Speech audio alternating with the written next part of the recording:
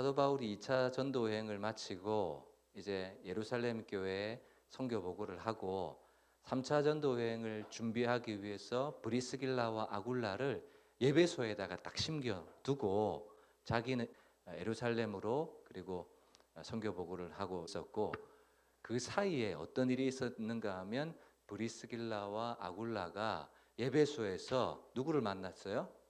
아볼로를 만났잖아요. 그건 바울이 아직 예배소에 오기 전에 브리스길라와 아굴라가 아볼로가 회당에서 말씀을 전하는 것을 보니까 뭔가 2% 부족하더라. 그런데 그 2% 부족한 것은 뭐였습니까? 요한의 침례만 알 따름이라.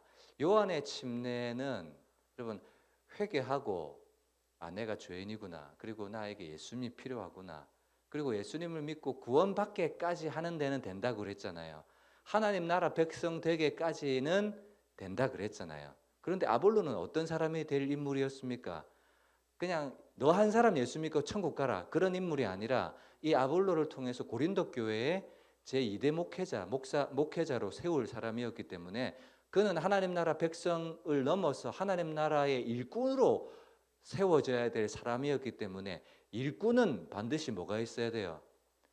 성령의 기름 부으심이 없이는, 그러니까 요한의 침례까지만 알아서 되는 것이 아니라 침례 요한이 뭘 전했냐면 나는 너에게 물로 침례를 베풀 거다. 그러나 내 뒤에 오시는 분은 나보다 더 능력이 많으신데 그분은 불과 성령으로 너에게 침례를 주실 것이다 라는 성령의 침례를 말씀하셨거든요. 아볼로를 불러서 복음을 다시 알게 하고 그를 하나님의 사람으로 완전히 무장 일꾼으로 딱 만들어 놓은 다음에 아볼로는 어디로 가요? 아볼로는 고린도로 가고 이제 사도 바울은 어디로 옵니까? 이제 예배소로 오고 브리스길라와 아굴라가 예배소에서 바울과 합류한 상황에서 19장 1절이 이어지게 되는 거예요. 19장 1절 보시면 아볼로가 고린도에 있을 때, 그죠? 브리스길라 아굴라로부터 복음을 다시 성령의 침례를 깨달은 다음에 바울이 윗지방으로 다녀 에베소에 와서 어떤 제자들을 만났다 그러죠. 어떤 제자들은 몇 명인가 하면 뒤에 우리 보니까 12명이 정도 되더라. 12명의 사람들을 만났습니다. 이제 3차 전도 여행이 시작이 되는데요. 좀 독특해요.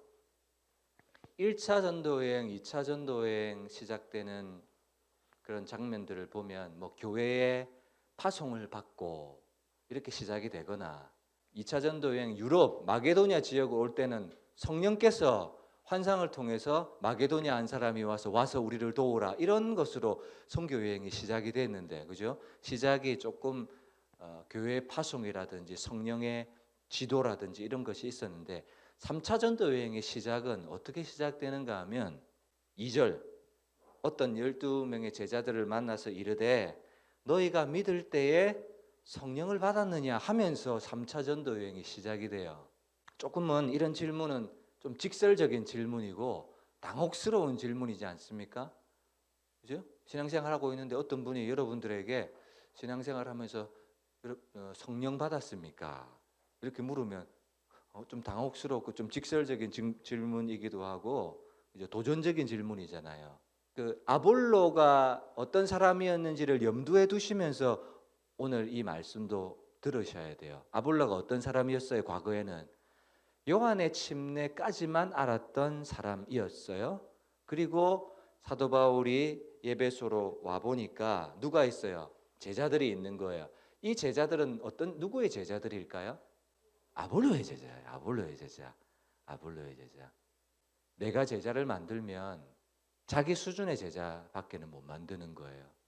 내가 예수님 믿고 신앙생활을 하고 여러분들이 다 하고 있지 않습니까?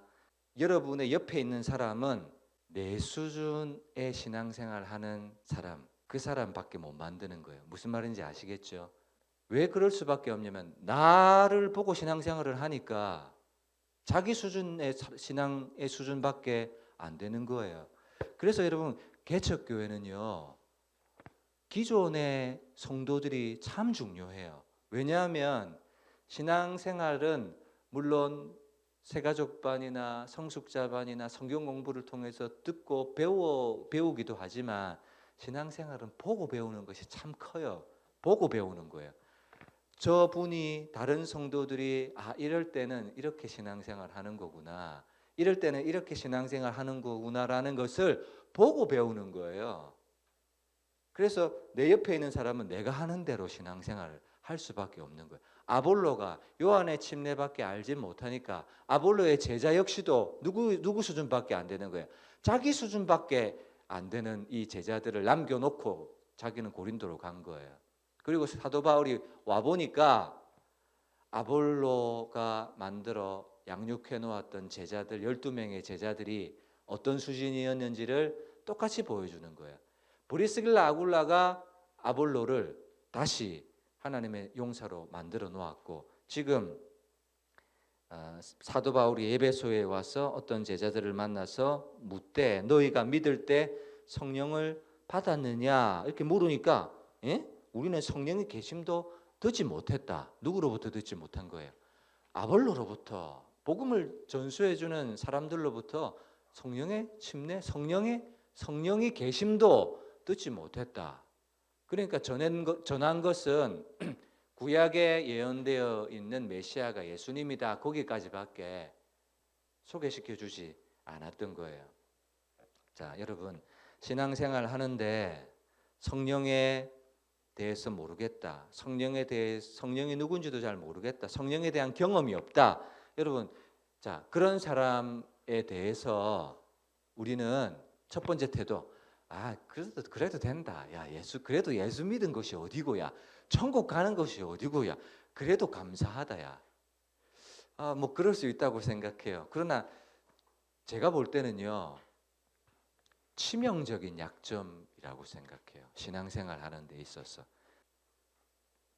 우리가 사무엘상 말씀을 이제 묵상을 하고 있는데 초대 왕으로 세움을 받았던 사울이 참 장점이 많았어요. 탁월한 점이 많았어요.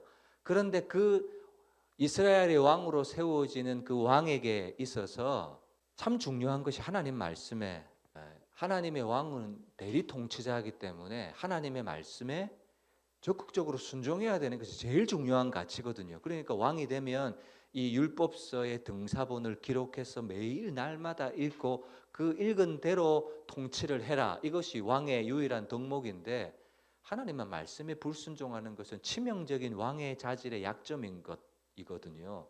마찬가지로 그리스도인인데 예수님을 믿었는데 그에게 성령의 경험이나 성령의 내주나 체험이 없다. 그건요 그리스도인으로서 치명적인 약점을 가지고 있는 거예요. 예수님이 십자가에 죽으시러 가실 때 계속해서 약속하신 것이 뭔가 하면 내가 가서 아버지께로 성령을 받아서 너에게로 보내줄 거야. 내가 가는 것이 유익이야 이렇게 말씀하셨어요. 왜냐하면 육체로 계신 예수님은 항상 제자들과 함께 24시간 장소 불문하고 함께 동행하실 수가 없어요. 근데 예수님이 가는 게 왜 유익인가 하면 이제는 예수님께서 육체로 계시지 않고 성령께서 오셔서 무소부재하시는 하나님이 24시간 우리와 임마누엘 할 수 있는 그런 존재로 오시기 때문에 내가 십자가에 죽고 육체로 가는 것이 너희에게는 유익이다 이렇게 말씀하실 거예요. 그러니까 정말 유익인 거예요. 우리에게는 이제는 육신의 눈에 보이는 만져지고 눈에 보이는 그런 예수님이 아니라 우리는 이제는 믿는 자 속에 성령으로 영으로 거하시는 그분과 함께 우리는 그 하나님을 체험하고 경험할 수 있는 거예요. 그렇기 때문에 우리에게 얼마나 이 유익이에요. 이 사도 바울이 에베소에 와서 이 제자들을 만났습니다. 대화를 합니다. 그리고 눈빛을 주고받고 그의 삶을 들여다봅니다. 여러분 성령의 내주는요 반드시 뭘 만들어내냐면 흔적을 만들어냅니다. 변화를 만들어내요. 예를 들어서 갈라디아서 5장 22절 23절 말씀에 보면 성령의 9가지 열매가 나와요. 예수님을 믿은 사람에게 주시는 성령님이 오시면 그 사람의 생각과 인격과 내면과 삶 가운데 변화가 일어나는 거예요.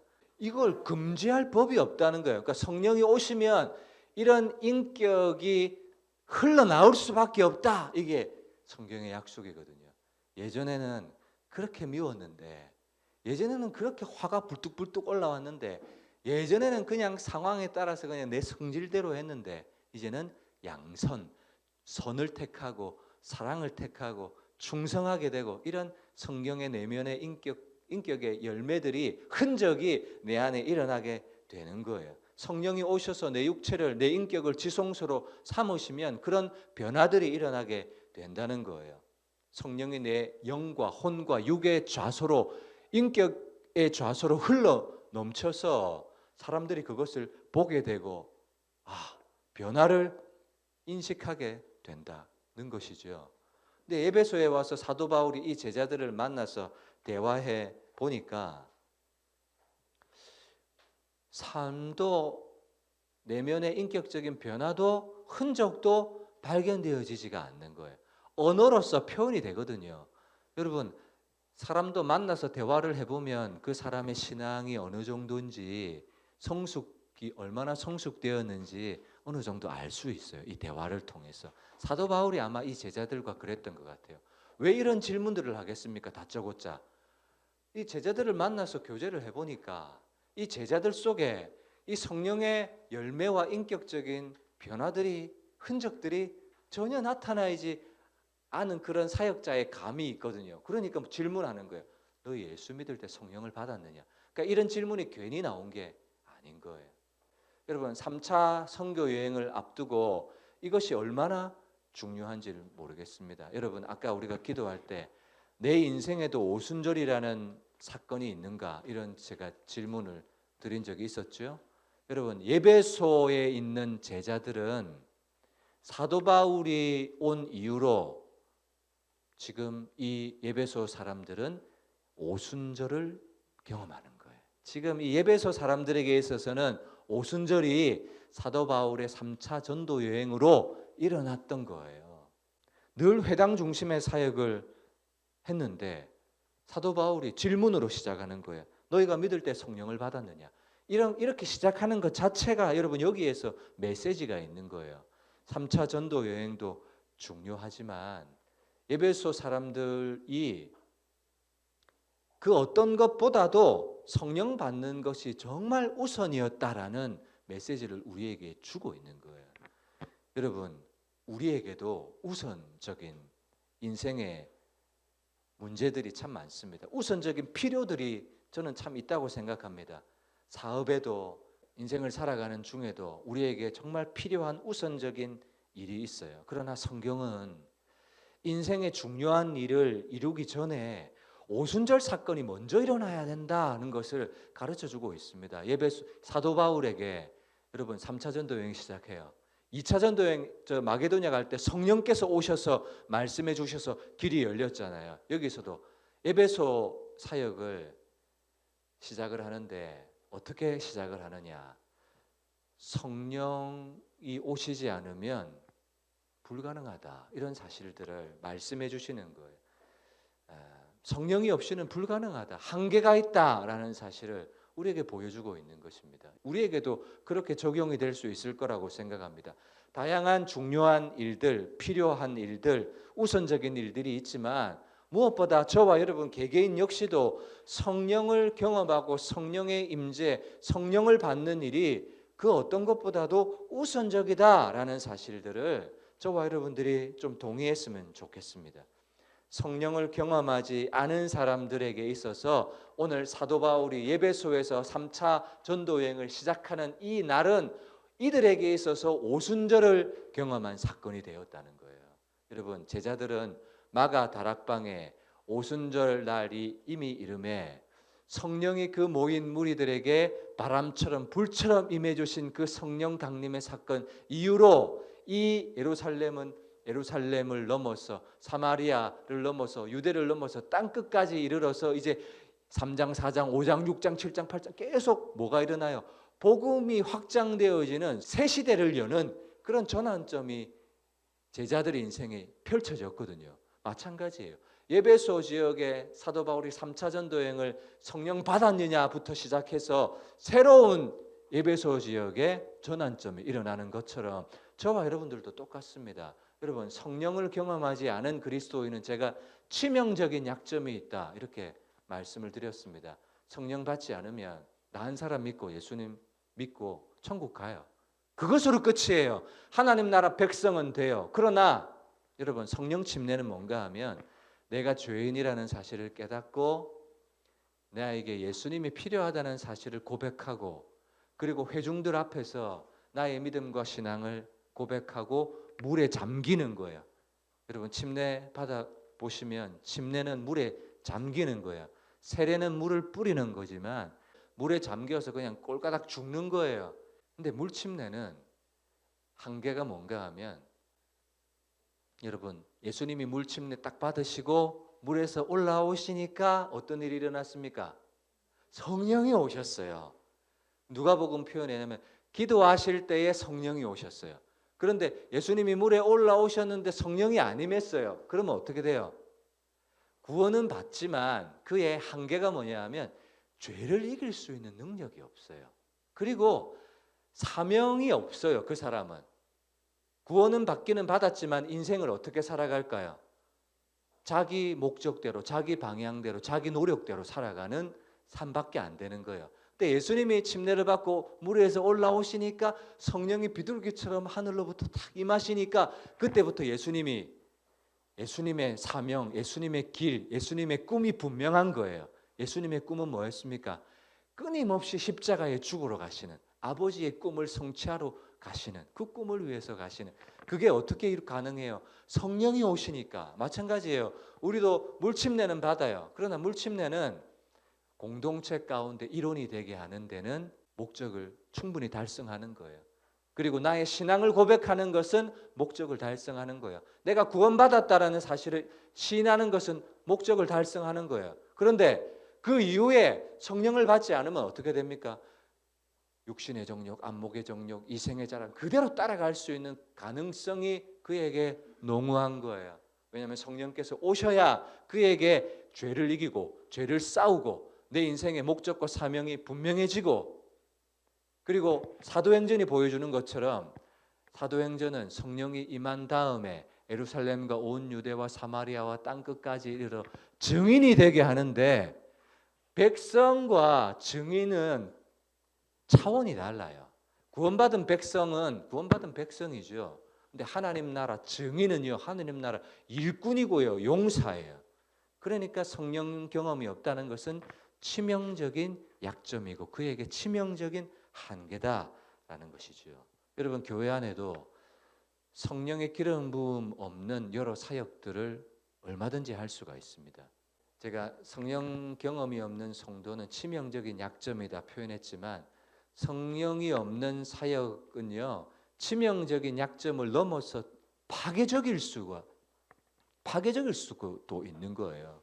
그러니까 얼마나 이게 성령에 대한 이해와 경험과 체험이 없다는 것은 얼마나 위험한 일인지 모르는 거죠. 그러니까 여러분, 여기에서 저와 여러분들이 함께 공유해야 될 중요한 질문이 있다면, 교회를 다니는 것 그거 중요하죠. 그러나 더 중요한 것, 교회를 다니고 있느냐 그것보다, 내가 주일 성수를 하고 있느냐 그것보다 나에게 성령의 음성이 있는가, 나에게 성령의 임재가 있는가, 나는 성령에 사로잡혀 가는 모습이 나에게 있는가, 나는 성령의 기름 부으심에 충만하게 잠기는 그 흔적이 있는가, 그런 질문이 우리에게 너무너무 중요한 거예요. 그리고 바른목양 교회는 성령이 인도해 가시는, 성령께 사로잡힌 교회인가, 주의 종은 성령의 강력한 임재에 사로잡힌 주의 종인가 하는 질문. 여러분, 이 질문이 우리에게, 여러분에게 있어야 하는 거죠. 그저 주일을 왔다가 예배드리고 가고 예배드리고 가고 예배드리고 가고, 성경의 표현에 의하면 요한의 침례만 알 따름이니라, 그 수준에 머물러 있어서는 안 된다는 거예요. 그러니까 브리스길라와 아굴라가 아볼로를 불러가지고 무장시키고 고쳐놓잖아요. 새롭게 해놓잖아요. 사도 바울이 에베소에 와서 너희가 믿을 때 성령을 받았느냐 묻잖아요. 뭐 하라는 거예요? 예수님 믿고 복음 받고 천국 가는 그 수준이 되지 말고 예수님께서 십자가 죽으실 때 약속하신 내가 가면 진리의 성령이 너에게 오실 것이다.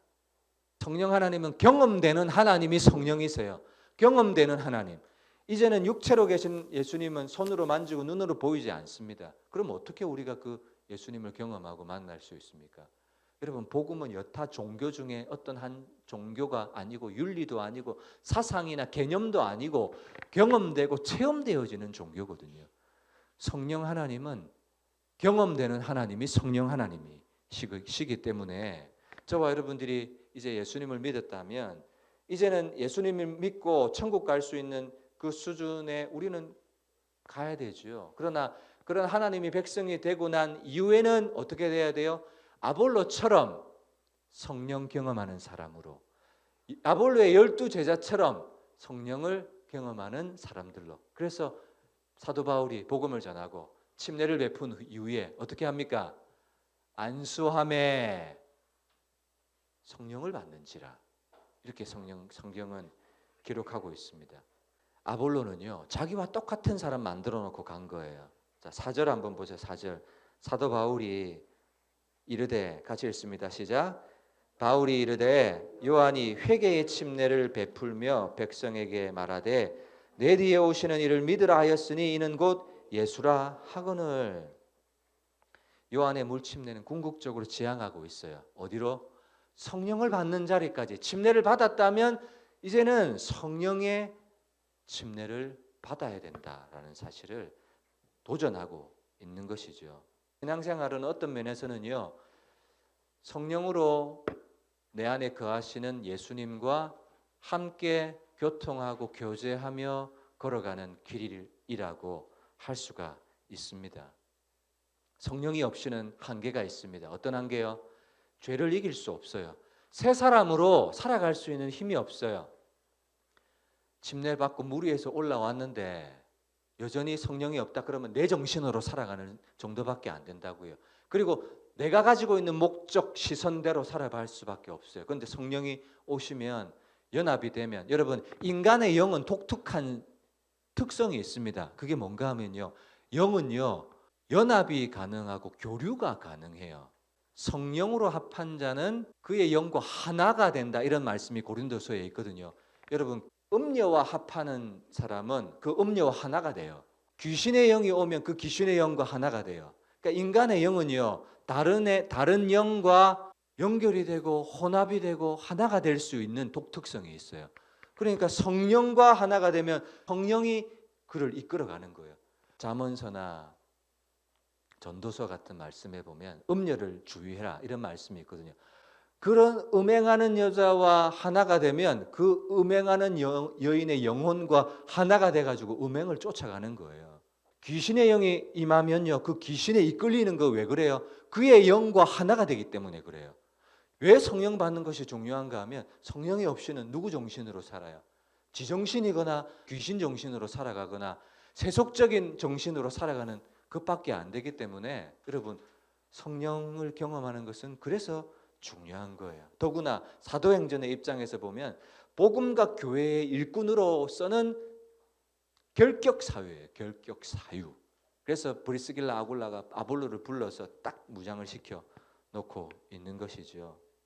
6절을 보겠습니다. 오늘 본문 6절. 바울이 그들에게 안수함에 성령이 그들에게 임하심으로 방언도 하고 예언도 하니. 성령이 임하시는 방법은 참 다양합니다.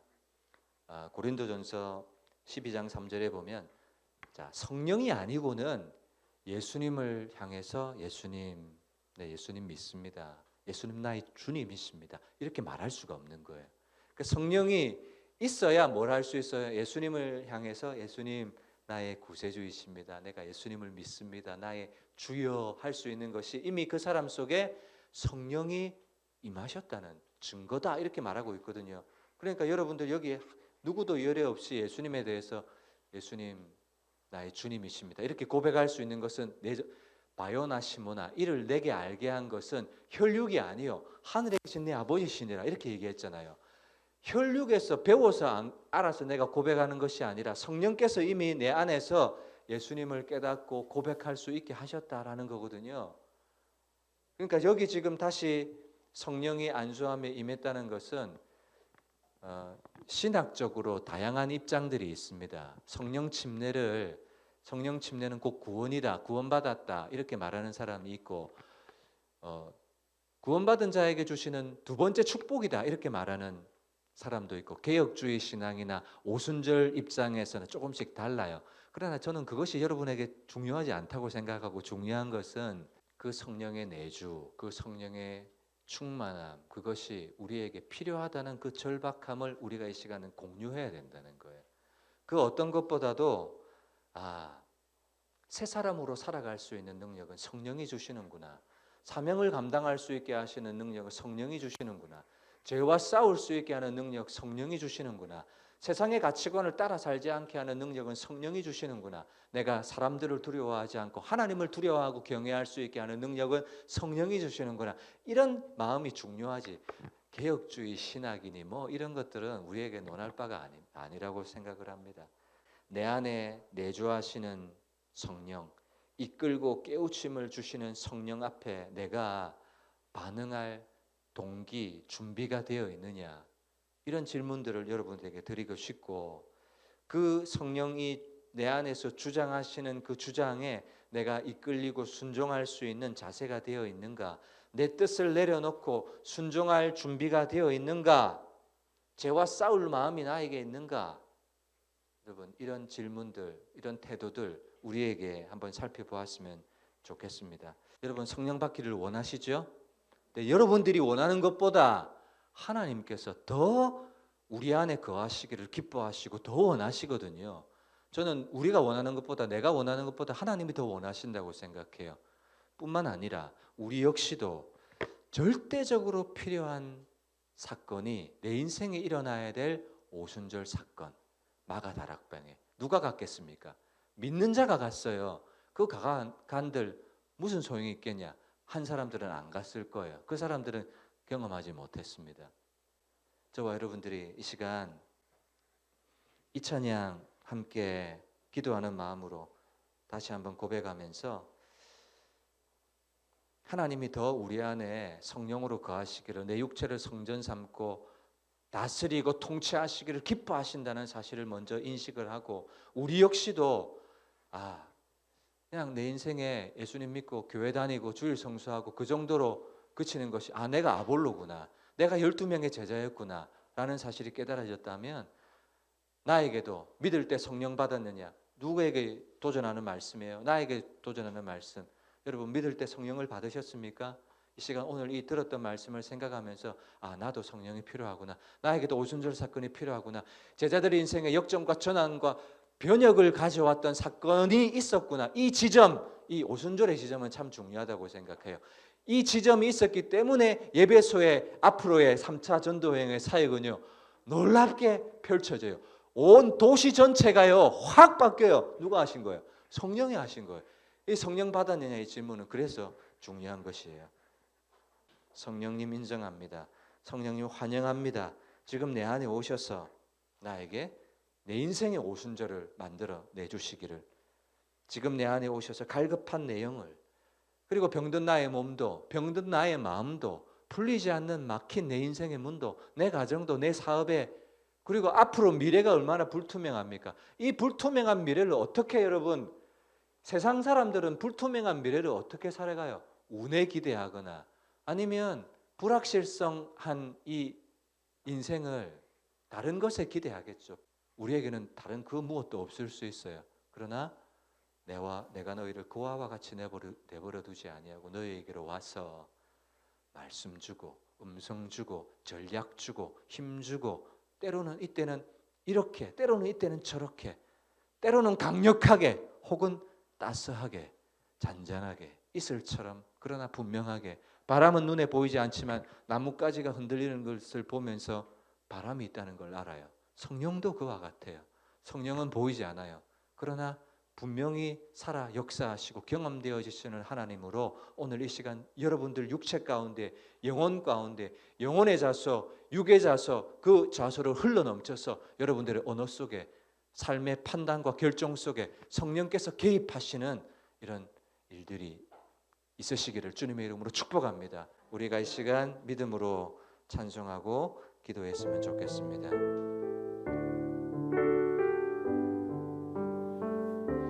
성령님 인정합니다. 환영합니다. 지금 내 안에 오소서. 성령님 인정합니다. 환영합니다. 지금 내 안에 오소서. 오셔서 갈급한 내 영 채워주소서. 지금 내 안에 오소서. 성령님 인정합니다. 환영합니다. 지금 내 안에 오소서. 성령님 인정합니다. 환영합니다.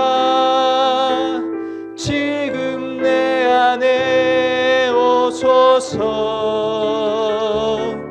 오셔서 병든 나의 맘 만져주소서. 지금 내 안에 오소서. 성령님 인정합니다. 환영합니다. 아멘 아멘. 지금 내 안에 오소서. 성령님 인정합니다. 환영합니다. 지금 내 안에 오소서.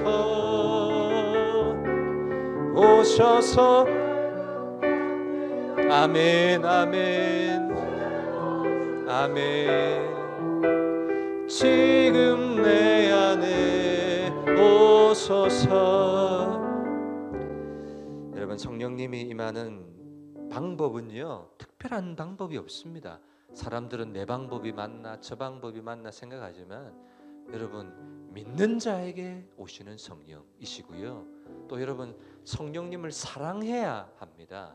여러분 손님은요 한 번 왔다 가는 손님은 그냥 한 번 잘해주면 돼요. 그런데 그 사람이 손님이 아니라 영원히 함께 살아야 될 존재라면 그건 사랑이 없이는 절대로 안 돼요. 성령님은요 한 번 왔다가 가고 손님이 아니시잖아요. 그러니까 그분과 내가 어떤 관계가 돼야 돼요? 사랑의 관계. 그죠? 어떤 이야기라도 소통하고 이해하고 받아 내가 성령님을 사랑해야 되고 성령님을 향해서 진실해야 되고 성령님 앞에서는 죄가 없어야 되고 성령님 앞에서는 감추거나 숨길 것이 없어야 되는, 간절하게 오늘 이 찬양의 가사처럼 성령님을 인정하세요. 성령님을 인정하세요. 그리고 절대적인 분이라는 사실로 고백하세요. 이 시간 우리 조용히 성령님을 인정하면서 절대적으로 그 성령님을 요청하는 기도 하나님 앞에 드리겠습니다. 기도하겠습니다.